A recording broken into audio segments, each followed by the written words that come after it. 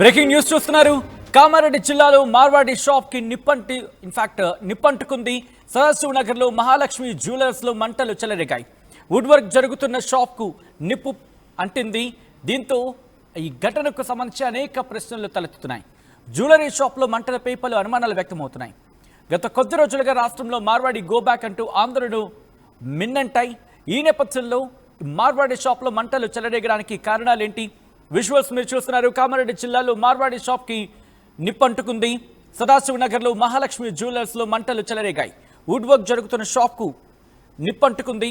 Jewellery shop లో మంటలపై ఇప్పుడు అనుమానాలు వ్యక్తమవుతున్నాయి.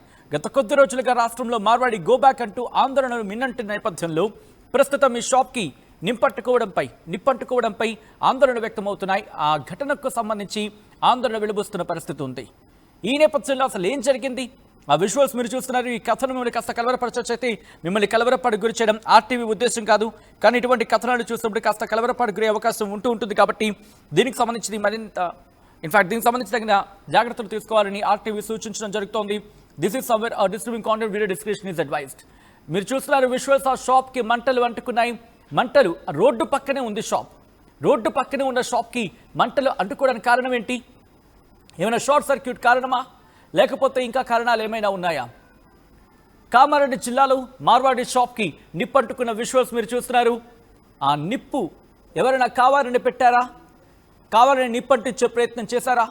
లేకపోతే అది ప్రమాదవశాత్తు జరిగిందా?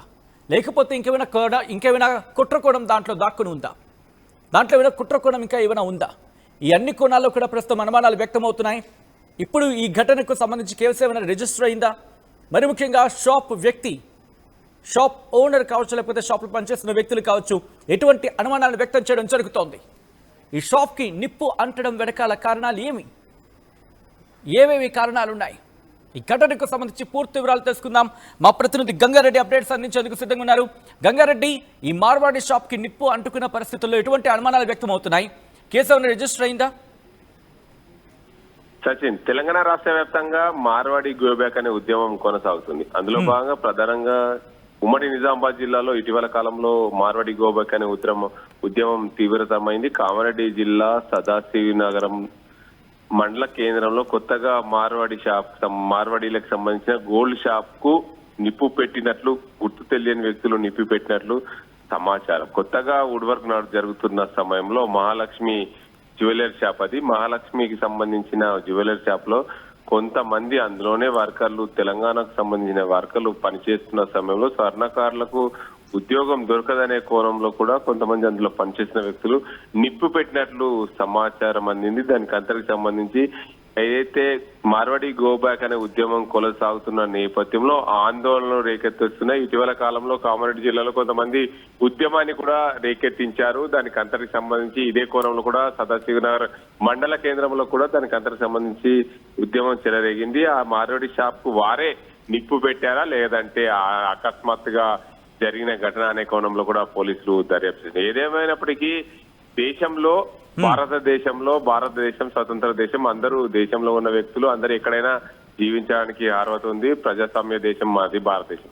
అలాంటి దేశంలో మన మార్వాడి గో బ్యాక్ అనే ఉద్యమం చెలరేగుతున్న నేపథ్యంలో కామారెడ్డి జిల్లా కేంద్రానికి సమీపంలో ఉన్న సదాశివనగర్ మండల కేంద్రంలో ఒక గోల్డ్ షాప్ లో ఇలా కొత్తగా ఏర్పాటు చేస్తున్న గోల్డ్ షాప్ లో ఫర్నిచర్ దహనం కావడం, దానికి అంతటికి సంబంధించి పూర్తి స్థాయిలో ఏదైతే చర్చ జరుగుతున్న నేపథ్యం కొనసాగుతుంది.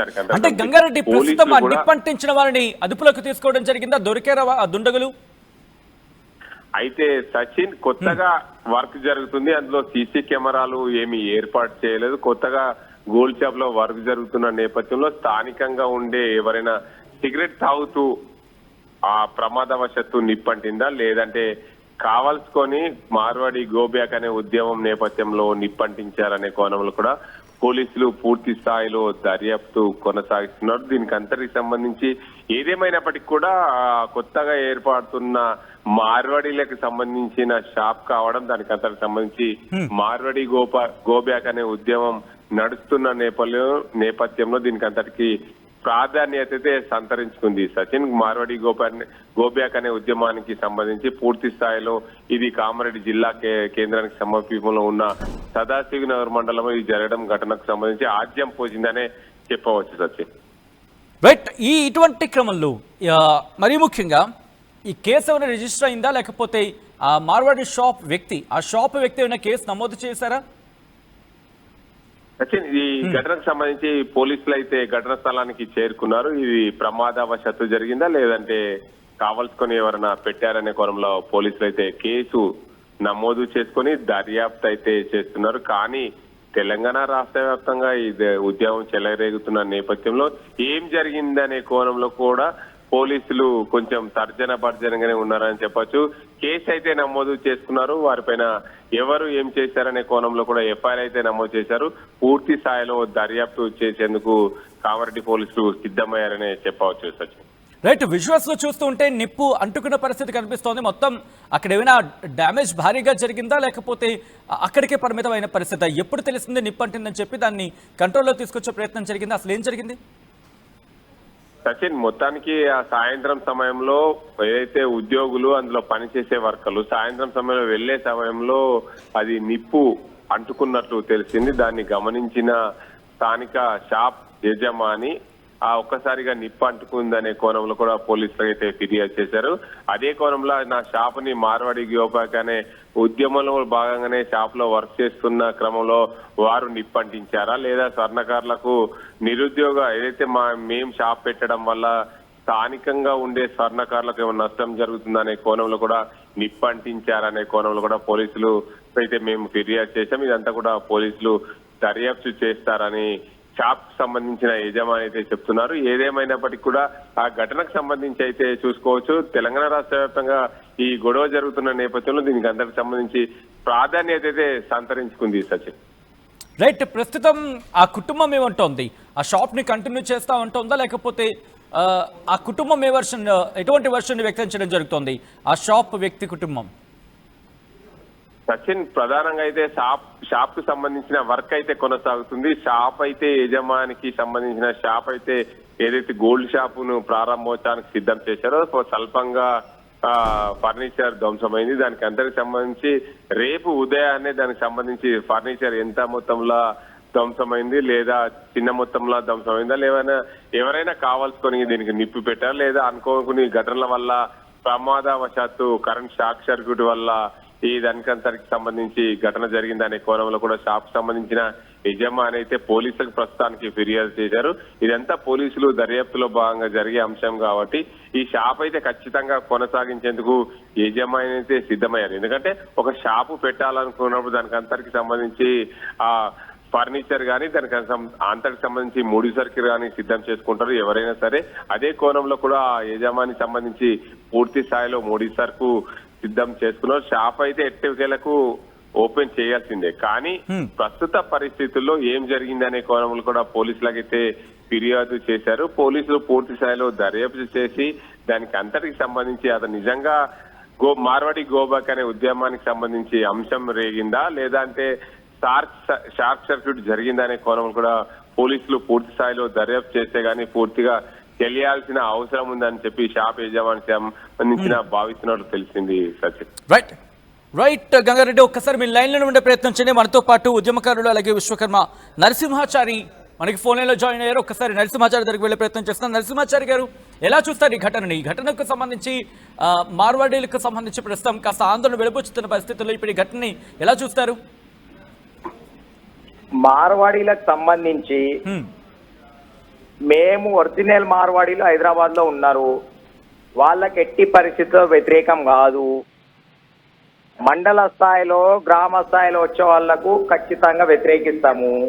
జీరో దందలు చేసే వాళ్ళను, ఈ డూప్లికేట్ దో నెంబర్ మాల్ అమ్మే వాళ్ళని తప్పకుండా వ్యతిరేకిస్తాము. మా ప్రాంతం మన ప్రాంతం మన దుకాణం, మన ప్రాంతం మన వ్యాపారస్తులు, మన ప్రాంతం మన కుల వృత్తులని బాజప్తా ఫ్లెక్సీలు కట్టి ఆటోలు తయారు చేసి ఊరు దింపుతాం. మన వాళ్ళ దగ్గర కొనండి, మన వాళ్ళని కాపాడుకోండి, మన వాళ్ళని రక్షించుకోండి అని చెప్పేసి. తెలంగాణ రాష్ట్రం దేనికోసం తెచ్చుకున్నాము? తెలంగాణ ప్రజలకు అన్యాయం జరుగుతుందని. ఈ రోజు తెలంగాణ రాష్ట్రంలో ఉన్నటువంటి కుల వృత్తిదారులకు అన్యాయం జరుగుతుంటే చూస్తూ ఊరుకోవడానికి లేదు. తప్పకుండా ఈ ఉద్యమము హైదరాబాద్ తోనే ఆగదు. గ్రామాన్ని తీసుకెళ్తాం, మండలానికి తీసుకెళ్తాము. నెంబర్ దందా చేసే వాళ్ళను, వెండిలో జస్సు మిక్స్ చేసే వాళ్ళను, బంగారంలో ఓస్మియము ఎరిడియం అనే ఒక పౌడర్ ను మిక్స్ చేసే వాళ్ళని నేను చూపిస్తాను. నేను ఛాలెంజ్ విసురుతున్నా. ఈ ప్రభుత్వ అధికారులకు గాని దానికి సంబంధించిన ఏ డిపార్ట్మెంట్ అయితే వాళ్ళు ఉన్నారో నా ఎంబడి రండి, ఈ టీవీ ఛానల్ వాళ్ళందరూ రండి, నేను చూపెడతాను. టన్నుల కొద్ది వెండి వ్యాపారం, కింటల్ల కొద్ది బంగారం వ్యాపారం, తెల్ల చిట్టీల పైన, తెల్ల పేపర్ల పైన రాస్తూ వ్యాపారం జరుగుతా ఉంది. వాళ్ళు ఫోన్ పే చేస్తామంటే యాక్సెప్ట్ చేయరు, అకౌంట్ నుంచి మనీ ట్రాన్స్ఫర్ చేస్తామంటే యాక్సెప్ట్ చేయరు, పైసలు ఇవ్వండి పైసలు తీసుకపోండి అంటారు. బట్ నరసింహాచారి గారు ఇది అంటే ఇంకా పూర్తిగా ఇన్వెస్టిగేషన్ జరగాల్సింది. బట్ ఇటువంటి ఒకవేళ దాడి కింద చూసుకున్నా లేకపోతే ఇటువంటి చర్యల కింద చూసుకున్నా ఇది సమంజసమా? మేము దాడులకు అనుకూలం కాదు, దాడులను తప్పకుండా వ్యతిరేకిస్తాము. గో బ్యాక్ అనే నినాదానికి మేము అనుకూలం కాను, దాన్ని వ్యతిరేకిస్తాము. గో బ్యాక్ అనడానికి లేదు. మేము ఎవరిని గో బ్యాక్ అంటున్నాము? హీరో దందాలు గో బ్యాక్ అంటున్నాం, డూప్లికేట్ నగలు గో బ్యాక్ అంటున్నాం, డూప్లికేట్ వస్తువులు అమ్మేటోళ్ళని గో బ్యాక్ అంటున్నాం.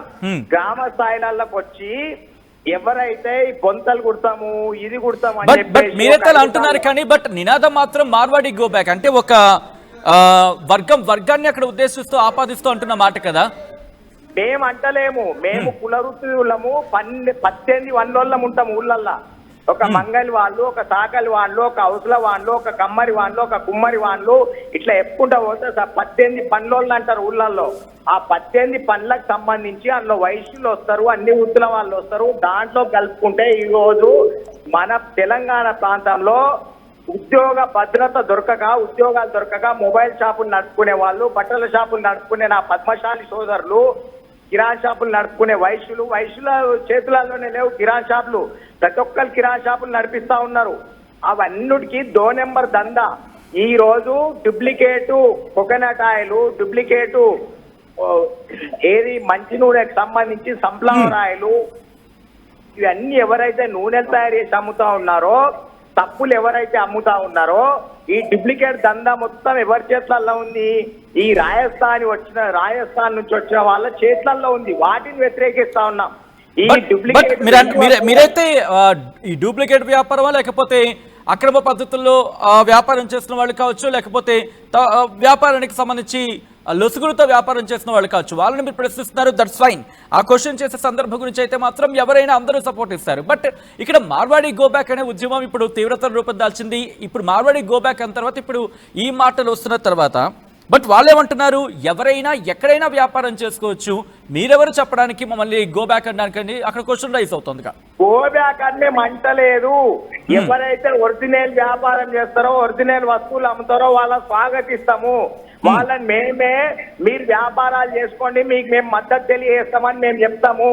ఎవరైతే డూప్లికేట్ నెంబర్ దందా చేస్తా ఉన్నారో, వెండిలో జస్సు మిక్స్ చేసి వెండి వ్యాపారం చేస్తున్నారో, బంగారంలో ఒస్మియం ఎరిడియం అని ఒక పౌడర్ మిక్స్ చేసి క్యాన్సర్ కు గురి అవుతున్నటువంటి వీటిని ఎవరైతే వ్యాపారం చేస్తా ఉన్నారో, డూప్లికేట్ కార్పెంటర్ వృత్తి ఎవరైతే చేస్తా ఉన్నారో, డూప్లికేట్ టేకు కర్ర ఎవరైతే సప్లై చేస్తా ఉన్నారో వాటిని వ్యతిరేకిస్తా ఉన్నాం. కిరాణా సామాను సంబంధించి మన కూటికి రోజు మనం తిండి తింటాం కదా, దానికి సంబంధించిన మంచి నూనె, కొబ్బరి నూనె, సబ్బులు, పప్పులు, ఉప్పులు ఇవి ఎవరైతే డూప్లికేట్ తయారు చేసి అమ్ముతా ఉన్నారో వాటిని గోబ్యాక్ అంటా ఉన్నాం. మార్వాడి గోబ్యాక్ అనే దానికి మేము మద్దతు తెలియము, అది ఎవరన్నా మేము సంబంధించము. బట్ వాళ్ళు కొద్ది రోజుల క్రితం ఇటు పోలీసు ఉన్నతాధికారులు కూడా వాళ్ళు కంప్లైంట్ చేసిన సందర్భం ఉంది. మమ్మల్ని గో బ్యాక్ అంటున్నారు. దాంతోపాటు ఇటు మేము ఇక్కడ ఉద్యోగ కల్పన చేశాం, ఇక్కడ ఆర్థికాభివృద్ధిలో మేము కూడా భాగస్వాములు అయి ఉన్నాం. ఒకవేళ మమ్మల్ని పంపించేస్తే కనుక అది ఒక నెగిటివ్ సిగ్నల్ పంపిస్తుంది. ఈ రకంగా వాళ్ళు అక్కడ కంప్లైంట్ ఇచ్చిన ఆ కాపీలో చెప్పుకొచ్చారు. మీకు ఒక భయంకరమైన నిజం చెప్పాలా అండి? చెప్పండి. ఒరిజినల్ మార్వాడీలు, ఒరిజినల్ బిజినెస్ చేసే వాళ్ళు ఎవరైతే ఉన్నారో వాళ్ళకు కూడా ఈ డూప్లికేట్ రాజస్థాన్ వాళ్ళు, డూప్లికేట్ గుజరాత్ వాళ్ళు ఎవరైతే వచ్చారో వాళ్ళను ఎల్లగొట్టాలని చెప్పి వాళ్ళ మనసులలో కూడా ఉంది. ఈ ఉద్యమాన్ని ఎవరు రెచ్చగొడతా ఉన్నారు? రోజు రోజుకు తాగుబోతులు అని ఒకడు, తిండి బోతులు అని ఒకడు, వాళ్ళకు వాళ్ళ మనసు పూర్తిగా ఉంది, వీళ్ళని వెళ్ళగొట్టాలి, వీళ్ళు మాకు కూడా కాంపిటీషన్ ఇస్తా ఉన్నారు, మా వృత్తి జరగకుండా మా వ్యాపారాలు జరగకుండా ఈ నెంబర్ దందా చేసే వాళ్ళు, డూప్లికేట్ దందా చేసే వాళ్ళు ఎవరైతే మా ప్రాంతం నుంచి వచ్చిరో వాళ్ళు మా పొట్టాలు కొడతా ఉన్నారని వాళ్ళ మనుషులలో కూడా ఉంది. బట్ నరసింహాచారి గారు మీరు అంటున్నట్టుగా ఒకవేళ వాళ్ళ మనసుల్లో ఉంటే బయటకు వచ్చి ఎవరు మాట్లాడుతున్న దాఖలాలు పెద్దగా కనిపించట్లేదు ఏంటి? రెచ్చగొట్టడమే మనం అర్థం చేసుకోవాలి. ఈ రోజు ఎందుకు రెచ్చగొడతా ఉన్నారు?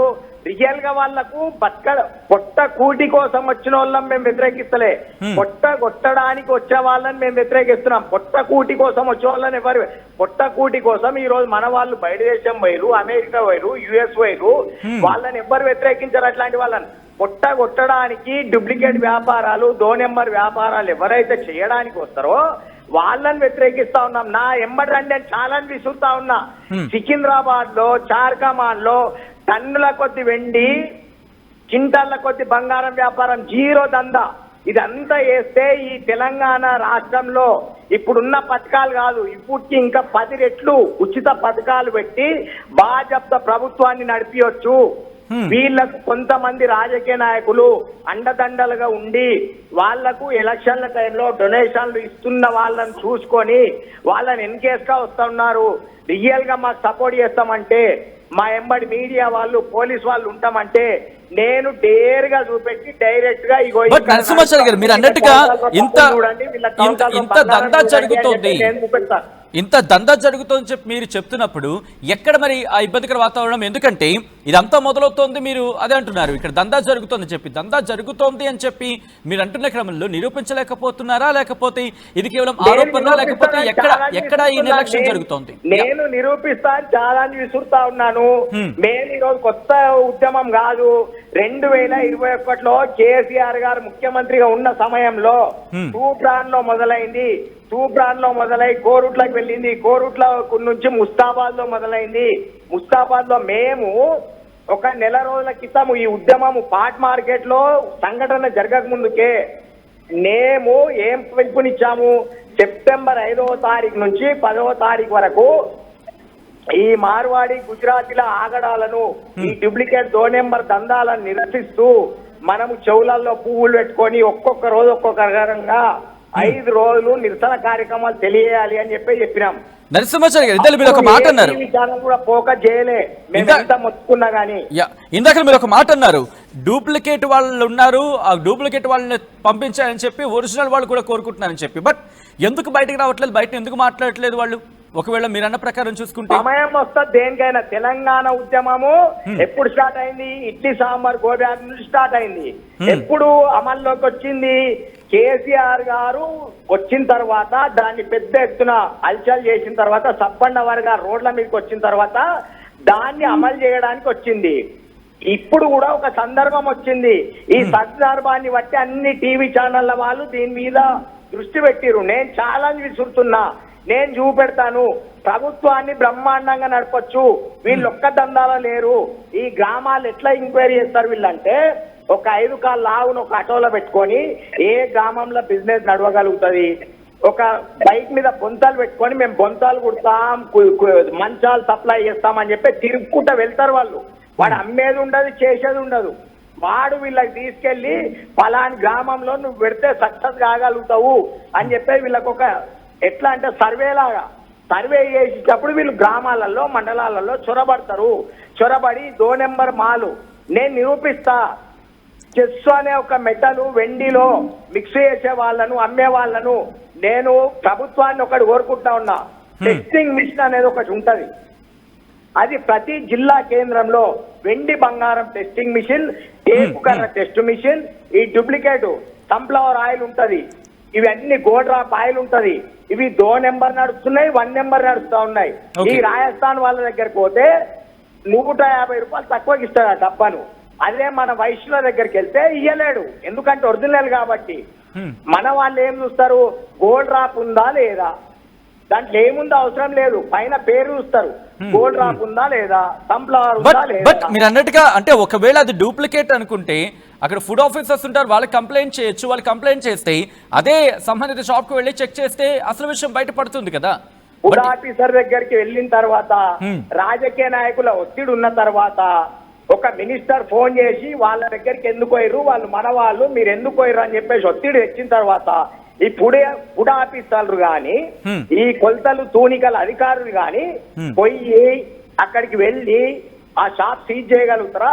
ఎన్ని షాపులు సీజ్ అయినాయి? నేను ఛాలెంజ్ విసురుతున్నా, నేను చూపెడతా. సీజ్ చేయమనండి. ఏ అధికారులు వస్తారో, ఏ ప్రభుత్వ మినిస్టర్లు వస్తారో, మంత్రులు వస్తారో, ఎమ్మెల్యేలు వస్తారో, వాళ్ళు మొత్తం ఉంటే మేము ప్రభుత్వం బ్రహ్మాండంగా నడవడానికి సహకరిస్తాము. వాళ్ళని వెనుకేసుకొస్తే ఏం చేస్తాము? వెనుకేసుకురావద్దని చెప్తా ఉన్నాం. నేను మొన్న ఒక టీవీ ఛానల్లో ఇట్లే ఛాలెంజ్ విసిరినా.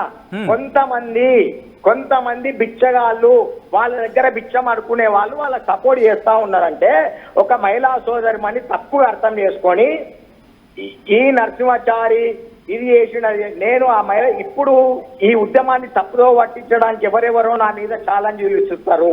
నేను దానికి ఇప్పుడు నేను విసిరను. నేను ఈ డూప్లికేట్ ఇవన్నీ చేయడానికి తర్వాత దానిపైన ఎప్పుడు ఛాలెంజ్ విసిరాను అప్పుడు విసురుతాం. అంటే నరసింహాచారి గారు, సారీ ఫర్ ది ఇంటరప్షన్. ఇక్కడ మీరు అన్నారు డూప్లికేట్ అంటూ కూడా, బట్ మార్వాడి గో బ్యాక్ ఉద్యమం అంటున్నారు. ఇక్కడ రాజస్థాన్ నివాసుల గురించి మాట్లాడుతున్నారు. దాంతోపాటు ఉత్తరప్రదేశ్ కావచ్చు, మధ్యప్రదేశ్ కావచ్చు, బీహార్ కావచ్చు, వెస్ట్ బెంగాల్ కావచ్చు. వెస్ట్ బెంగాల్ తక్కువ అనుకోండి, మిగతా ఇటు బీహార్ నుంచి కావచ్చు, ఉత్తరప్రదేశ్ నుంచి కావచ్చు, లేకపోతే మధ్యప్రదేశ్ నుంచి, రాజస్థాన్ నుంచి, ఇలా వివిధ ప్రాంతాల నుంచి ఒక్కొక్క వర్గం, అంటే వర్గం కూడా అన్నది లేదు, కొంతమంది గ్రామాల్లోకి వెళ్తున్నారు, కొంతమంది ఇటు సిటీల్లోనూ ఉంటున్నారు. ఇలా వైవిధ్యంగా ఉంది కదా అక్కడ కూడా చూసినప్పుడు. బట్ ఎందుకు మార్వాడిని టార్గెట్ చేశారనేది ప్రధానంగా వస్తున్న ప్రశ్న. మార్వాడి గోబ్యాక్ అని మా విశ్వకర్మ జాతీయుల తరఫున గాని మేము గాని ఎప్పుడు అనలే. ఓకే, మాకు ఈ డూప్లికేట్ 2 నెంబర్ దందా చేసే వాళ్ళు ఓన్లీ రాజస్థాన్ నుంచి, గుజరాత్ నుంచి వచ్చిన మార్వాడి వాళ్ళు ఈ డూప్లికేట్ వాళ్ళే కాదు. కల్కత్తా నుంచి వచ్చిన వాళ్ళ ముస్లింలు కూడా ఉన్నారు. వాళ్ళ షాపులు కూడా మేము చూపెడతాం. ముస్లింలు కల్కత్తా నుంచి వచ్చి ఇక్కడ నుంచి అక్కడ వాళ్ళ విలేజ్కి వెళ్ళాలంటే హెలికాప్టర్లో వెళ్ళే వాళ్ళని చూపెడతాను, వాళ్ళ స్విమ్మింగ్ పూల్ ని చూపెడతాను. కరోనా టైంలో 2 కోట్ల రూపాయలు సీజ్ అయిన వాళ్ళని చూపెడతాను. సికింద్రాబాద్ లో కింటాల కొద్ది బంగారం వ్యాపారం తెల్ల పేపర్ల మీద రాసిన వాళ్ళని చూపెడతాను. వీళ్ళ షాప్ మనం గోబ్యాక్ అనే అవసరం లేదు. 0 దందాలు బంద్ అయితే, 2 నెంబర్ దందాలు బంద్ అయితే వాళ్ళే గోబ్యాక్ అవుతారు. ఇక్కడ నడవకపోతే వాళ్ళే వెళ్ళిపోతారు. నరసింహాచారి గారు, ఇంకొక క్వశ్చన్ రైజ్ అవుతుంది. ఎందుకంటే లేదు, మీరు అన్నట్టుగా 2 నంబరో లేకపోతే వాళ్ళ దగ్గర క్వాలిటీ బాగాలేదో అనుకుంటే అప్పుడు ఒకసారి వెళ్తారు జనాలు, లేదా 2 సార్లు మోసపోతారు, 10 సార్లు మోసపోరు కదా. బట్ వాళ్ళ వ్యాపారం దినదినాభివృద్ధి చెందుతుంది కదా మీరు అన్నట్టుగా చూసుకున్నా. ఇప్పుడు ₹1 ఉంది, ఆ 2 నెంబర్ మాల వండుకున్నామా, తిన్నామా, పోయిందా, అంతేగాని ఆరోగ్యం ఖరాబ్ అయిన తర్వాత ఇది నువ్వు ₹1 ద్వారానే నీ ఆరోగ్యం ఖరాబ్ అయిందని ఏ డాక్టర్ చెప్పాడు కదా. ఎక్కడ చెప్తాడు? ఆ 2 నెంబర్ మాలని ఎట్లా అర్థమవుతుంది, ఆ డూప్లికేట్ మాలని ఎట్లా అర్థమవుతుంది? ఇప్పుడు వెండిలో జస్సు మిక్స్ చేస్తే వాళ్ళు అమ్ముకోవడానికి పోయే వాళ్ళు చేయించుకోరు కదా. వాళ్ళు ఎప్పుడైతే చేయిస్తారో వాళ్ళు ఎక్కడన్నా వాళ్ళ షాప్ లో కాక వేరే షాప్కి వెళ్ళినప్పుడు ఇది మంచిగా లేదు అన్నప్పుడు వాళ్ళ షాప్కి వెళ్ళి అడిగితే వాడు ఏం చేస్తాడు, నేను ఎట్లాగో తప్పు చేసా కాబట్టి నేనే తీసుకోవాలి, లేకపోతే బ్లేమ్ అవుతా అని చెప్పి తీసుకొని వాళ్ళకి డబ్బులు ఇచ్చి పంపిస్తాడు. ఎక్కడ బయటపడుతుంది? ఈరోజు తప్పు ఉంది, రాసుకుంటాం వదిలేస్తాము. కొబ్బరి నూనె ఉంది, నెత్తికి వెతుకుంటాం వదిలేస్తాం. ఎంటికలు ఊసిపోతే ఏమంటారు? అది వాటర్ ప్రాబ్లము, పొల్యూషన్ ప్రాబ్లము, ఇవే చెప్తా ఉంటారు కదా. ఇప్పుడు కట్టె ఉంది, అది డోర్ ఖరాబ్ అవుతుంది, మీరు వాటర్ పోసిరో ఏది వాళ్ళు వెళ్ళి కొట్లాట పంచాయతీకి వెళ్ళారు కదా. 2 నెంబర్ దందా అనేది మేము చూపెడతామని ఛాలెంజ్ విసురుతున్నా. ఇప్పుడు కొన్ని 50 లారీలు, 100 లారీలు, 10 లారీల టేపు కర్ర ఒక్కొక్కటి కట్టె మిషన్ లో ఉంటుంది రాజస్థాన్ వాళ్ళ దగ్గర. అక్కడ ఈ ఫారెస్ట్ వాళ్ళు రైడ్ చేయరు, ఎందుకంటే వాళ్ళకి మామూలు ముడతాయి కాబట్టి. విశ్వకర్మ సోదరుల దగ్గర ఒక $2 $4 చౌకోట్ల కట్టెన ఉంటే అక్కడ వెళ్ళి మీ దగ్గర పేపర్ ఉందా, మీ దగ్గర లైసెన్స్ ఉందా, మీ దగ్గర బిల్లు ఉందా, మేము ఆయన కేసు చేస్తున్నాము అనగానే మా వాళ్ళు భయపడి వాళ్ళు అడిగిన లంచాలు 5,000 10,000 ఇచ్చి పంపిస్తారు. ఈ కేసులు ఎందుకంటే మా వాళ్ళు కేసులు అంటే భయపడతారు కాబట్టి అది అవుతుంది. తెలంగాణ రాష్ట్రం అసలు దేనికోసం తెచ్చుకున్నాం? సూటి ప్రశ్న. తెలంగాణ రాష్ట్రం దేనికోసం తెచ్చుకున్నాం? ఆ డిబేట్ లో ఎవరైనా ఉన్న వాళ్ళు కానీ మీరు కానీ ఒకటి చెప్పాలి. తెలంగాణ రాష్ట్రం ఎందుకు సాధించుకున్నాం, ఎందుకు తెచ్చుకున్నాం? మీరు ఒక్కరే ఉన్నారు దీనికి సంబంధించి మాట్లాడడానికి. నరసింహాచారి గారు, నీళ్లు నిధులు నియామకాలంటూ మనం తెచ్చుకున్నాం. నియామకాలు అంటే ఏంది? ఏంది నియామకాలు అంటే? మన వాళ్ళ కోసం అంతేనా? ఉద్యోగాలే కదా. అవును, ఉద్యోగాలు. మన వాళ్ళకు ఉద్యోగాలు, మన వాళ్ళ ఉద్యోగాలు మనకు దక్కాలి. అవును. మేమేమంటా ఉన్నాం, మన తెలంగాణ ప్రాంతంలో ఉన్నటువంటి వ్యాపారాలు మనకే దక్కాలి. ఈ కేంద్ర రాష్ట్ర ప్రభుత్వాలు మాకే సపోర్ట్ చేయాలి. పావుల వడ్డీకి రాజశేఖర్ రెడ్డి గారు ఇచ్చినట్టుగా మాకు కూడా పావుల వడ్డీకి రుణాలు ఇస్తే వాళ్ళ తాత బిజినెస్ చేయగలుగుతాం, అద్దాల ఆరింబ్యాలు నిర్మించగలుగుతాం. మా దగ్గర పెట్టుబడి లేదు, వాళ్ళు 2 నెంబర్ దందా చేస్తారు, పెట్టుబడి ఉంది. 2 నెంబర్ దందా చేయడం మనకు చేత కాదు. అంటే కేవలం వాళ్ళ వ్యాపారంలో ప్రాపర్ గా లేదు, వాళ్ళు అక్రమంగా వ్యాపారం చేస్తున్నారనే కోణాన్ని తీసుకొస్తున్నారు. బట్ ఇంకొక 2-3 కోణాలు కూడా కనిపిస్తున్నాయి. వాళ్ళు ఇక్కడ వాళ్ళకి ఉద్యోగాలు ఇవ్వట్లేదు అనేది ఇంకొక కోణం తెర మీద తీసుకొస్తున్నారు. వాళ్ళ దగ్గర మనం ఎందుకు జీతం చేస్తామండి? వాళ్ళకే దిక్కులేక మన దగ్గరికి వచ్చిర్రు. వాళ్ళ దగ్గర మనకెందుకు ఉద్యోగాలు? మనకు అవసరమే లేదు. నేను ఏమంటున్నా, మన బిడ్డలను మన పిల్లలను వ్యాపారవేత్తలను తయారు చేస్తాం మేము. ఈ 2 నెంబర్ దందా బంద్ అయితే మంచి మంచి వ్యాపారవేత్తలను తయారు చేస్తాము. వాళ్ళకే మేము ఉద్యోగ భద్రత కల్పిస్తాం, జీతాలుగా పెట్టుకుంటాం, జీతాలుగా. ఈడ వాళ్ళ దగ్గర మనకెందుకంటే ఉద్యోగం? వాళ్ళని మనం ఎందుకు అడుగుతాం ఉద్యోగాలు? బట్ అక్కడ వాళ్ళ క్వశ్చన్ ఏం రైజ్ అవుతుందా? జీతానికి పెట్టుకుంటాం వాళ్ళని. బట్ వాళ్ళు అంటున్నారు కదా, మేము ఎక్కడికైనా వెళ్ళొచ్చు, ఎవరైనా ఎక్కడైనా ఉద్యోగం చేసుకోవచ్చు, భారతదేశ వ్యాప్తంగా ఎక్కడికైనా వెళ్ళొచ్చు, ఎక్కడైనా చదువుకోవచ్చు, ఎక్కడైనా వ్యాపారం చేసుకోవచ్చు అంటూ చెప్తున్న పరిస్థితుల్లో మీకు వస్తున్న అబ్జెక్షన్ ఏంటి అనేది వాళ్ళు తెర మీద తీసుకొస్తున్న అంశం. ఒకవేళ మాలో తప్పులుంటే, అంటే మేము కనుక తప్పు చేస్తే ప్రభుత్వం చూసుకుంటుంది కదా, మీకు వచ్చిన అభ్యంతరం ఏంటి అనేది వాళ్ళు ప్రశ్న తెర మీద తీసుకొస్తున్నారు. నేను ఏమంటున్నా, వీళ్ళు అంటున్నారు కదా, వీళ్ళకి దమ్ముంటే, వీళ్ళకి సపోర్ట్ చేసే వాళ్ళకి దమ్ముంటే ఒక్క మాట మాట్లాడమను. మేము అన్ని గ్రామాలలో కళ్ళు అమ్ముతాము, మాకు వ్యాపారాలు చేసే దమ్ముంది. కళ్ళు కూడా ఒక వ్యాపారమే. గౌడ సోదరులు చెప్పులతో కొడతారు వీళ్ళని. అనుమాను ఒక్క స్టేట్మెంట్ ఇవ్వమని వీళ్ళని. కళ్ళు మేము ప్రతి గ్రామంలో అమ్ముతాము, అది కూడా వ్యాపారమే, మేము చేస్తామని ఒక్క స్టేట్మెంట్ ఇవ్వమను. చెప్పులతో కొడతారు గౌడ సోదరులు వీళ్ళను.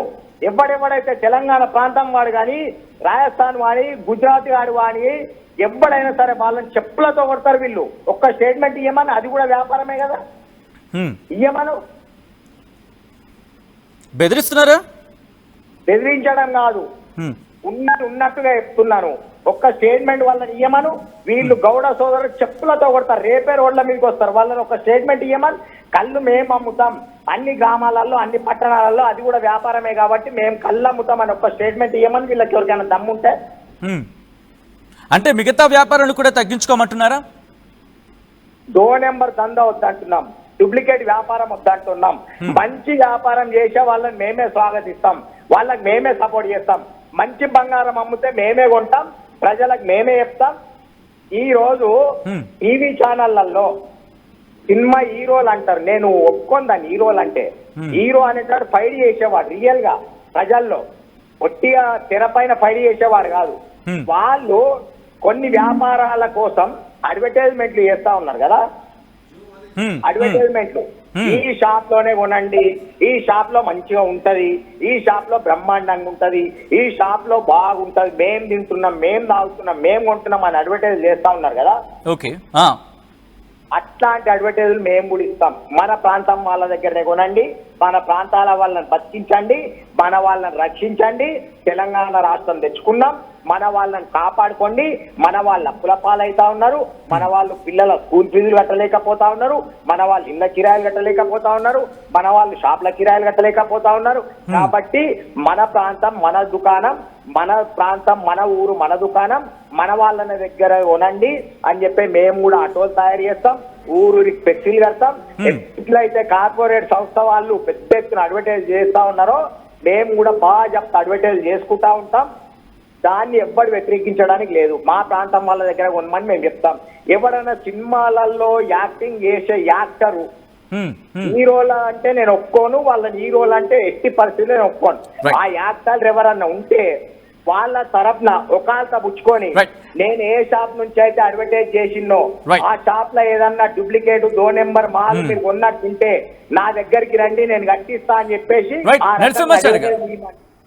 రైట్ నరసింహాచారి గారు, thank you so much for joining with RTV. ఈ అంశానికి సంబంధించి మీ రియాక్షన్ తెలియజేసే ప్రయత్నం చేసినందుకు.